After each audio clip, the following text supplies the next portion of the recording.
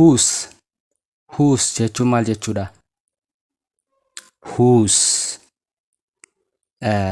Eegalte? Okay, hordoftoota keenya chaanaala A4tube jechi isheen salphoo taatee fi kutaa keenya 12ffaa kana keessatti isin beekuu qabdan jecha whose jettudha. Egaa jechoota garaagaraa salphisnee ilaalaa jirra. Akka sadarkaa keessanitti akka nama ingiliffaa eegalaa jirutti jecha 35ffaa isin beekuu qabdan whose kan jettudha.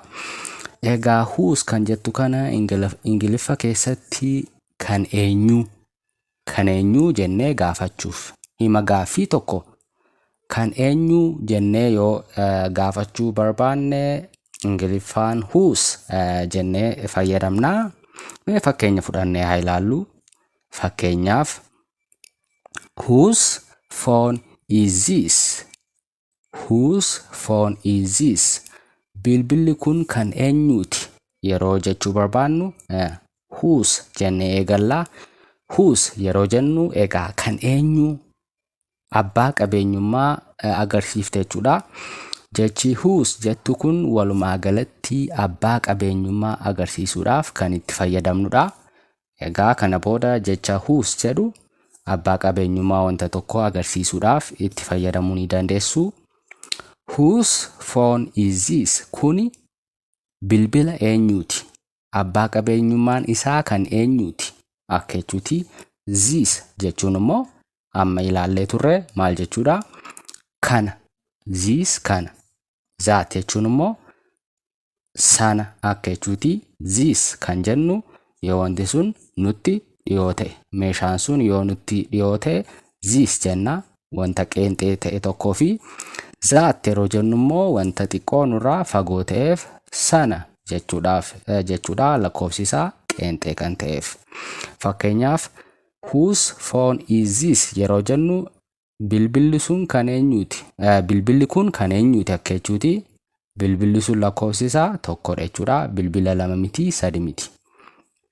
Whose phone is jenne that yoo jenne fakkeenyaaf bilbilli sun kan eenyuuti?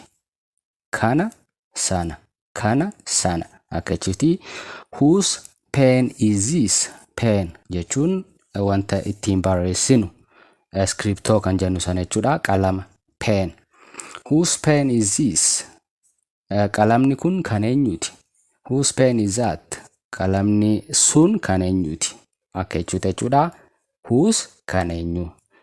Whose car is this? Fakkeenyaaf konkolaataa tokko karaa irratti agartanii konkolaataan kun kan eenyuuti jettanii yoo gaafachuu barbaaddan whose jettanii maqaa wanta sanaa dhooftanii is this jechuu ni dandeessu.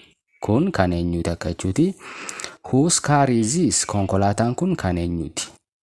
Whose pen is this? Qalamni kun kan eenyuuti. Whose phone is this? Bilbilli kun kan eenyuuti jettanii wanta isin gaafachuu barbaaddan meeshaa san yookaan qodaa san bakka kana buussanii whose jettanii eegaltu. Maqaa meeshaa sanaa dhooftanii is jettanii this yoo jettan meeshaan sun isinitti dhiyoo jira kun kan eenyuuti. That yoo jettan immoo meeshaan sun xiqqoo isinirraa fagoo jira sun kan eenyuuti akka jechuudha. Ishee kana akkasitti gargar baafadhaati itti fayyadamaa. Egaa jechi whose jettu kun faayidaa lammaffaa illee ni qabdi. Faayidaa lammaffaa ni qabdi maal jechuudhaaf? Kan akkasii jechuudhaaf. Garuu kun xiqqoo sadarkaa nama ingiliffa eegalee dubbachaa jiruuf xiqqoo levelii keessan yookaan sadarkaa keessan irra waan darbuuf gara fuulduraatti haguma sadarkaan keessan dabalaa dhufeen kanneen illee waan ilaalluuf ammaaf garuu isin akka nama ingiliffa eegalee barachaa jiru tokkotti jecha whose jedhu kana kan eenyu jettanii abbaa qabeenyummaa ibsuudhaaf itti fayyadamuu ni dandeessu jechuudha.